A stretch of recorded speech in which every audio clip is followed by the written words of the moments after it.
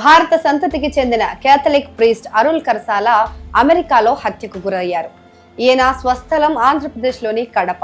అమెరికాలోని కాన్సాస్ రాష్ట్రంలో ఉన్న సెనేకా నగరంలో పాస్టర్ గా సేవలందిస్తున్నారు ఆయన. గురువారం అరుల్ కరసాల వద్ద ఆశీర్వాదం తీసుకోవడానికంటూ చర్చికి వచ్చిన ఓ వ్యక్తి ఆయన్ని గన్తో కాల్చి చంపేశాడు. నిందితుడిని పోలీసులు అదుపులోకి తీసుకున్నట్లు సమాచారం.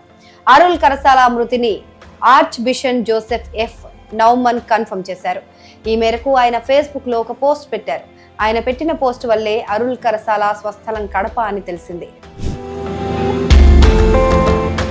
ఫాదర్ అరుల్ కరసాల ఇక లేరనే విషయాన్ని చెప్పడం చాలా బాధగా ఉందని, గురువారం ఉదయం ఆయన్ని దారుణంగా కాల్చి చంపారని తన పోస్ట్ లో ఆర్చ్ బిషప్ జోసెఫ్ నౌమన్ పేర్కొన్నారు.